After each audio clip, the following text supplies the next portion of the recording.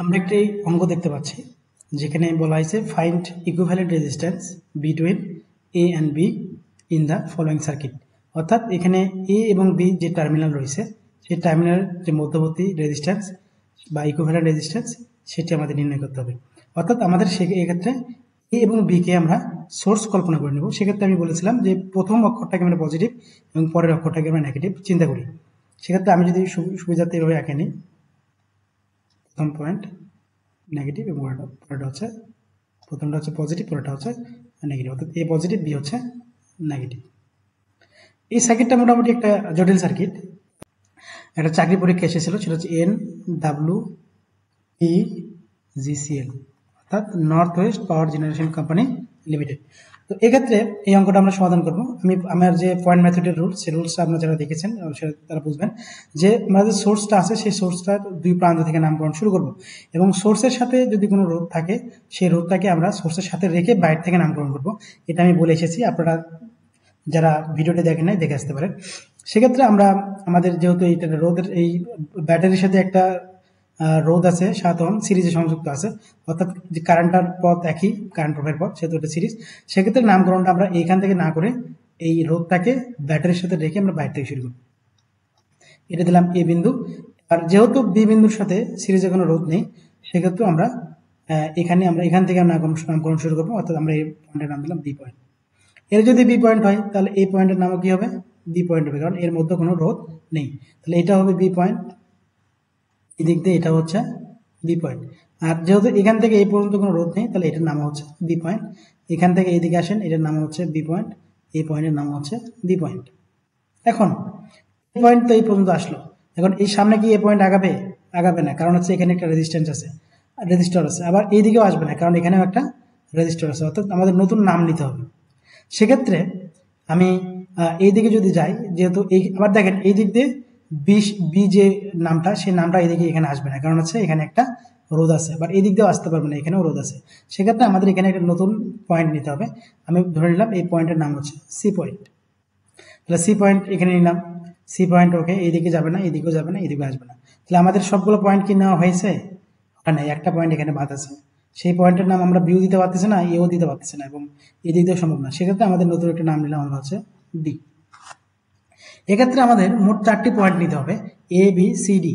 তো আমি আমার যে পয়েন্ট মেথড ক্লাস সেখানে বলেছিলাম যে 4টে তার যদি আমাদের নিতে হয়, সেক্ষেত্রে আমরা এভাবে নিলে আমাদের সুবিধা হবে। আমরা এ তারটাকে এভাবে নিলাম, বিটাকে এভাবে নিলাম, সি একটা পয়েন্ট নিলাম, ডি একটা পয়েন্ট নিলাম, এটা হচ্ছে এ, এটা হচ্ছে বি।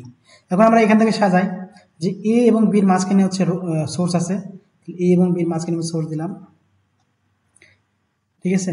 এবং এই সোর্সের সঙ্গে একটা 7 ওহমের রোধ আছে। দেখেন সোর্সের পজিটিভ প্রান্তের সাথে 7 ওহমের একটা রোধ আছে। তাহলে আমি পজিটিভ প্রান্তের সাথে 7 ওহমের একটা রোধ এখানে দেখাচ্ছি। দেখেন এই 2 ওহম কার ভিতরে আছে? এ থেকে সি এর মধ্যে। তাহলে এ কোনটা তার? এটা হচ্ছে এ তার। তাহলে এ থেকে সি এর ভিতরে একটা রোধ আছে, তার মান হচ্ছে 2 ওহম। এ থেকে ডি এর মধ্যে কি আছে? একটা 4 ওহমের রোধ আছে। তাহলে এ কোনটা? এটা হচ্ছে পুরোটাই এ থেকে ডি, এটা হচ্ছে 4। এটা কার ভিতরে আছে? দেখেন বি থেকে ডি এর ভিতর, বি থেকে ডি এর ভিতর কত? 12। তাহলে এটা হচ্ছে বি আর এটা হচ্ছে ডি বিন্দু। তাহলে বি থেকে ডি এর ভিতর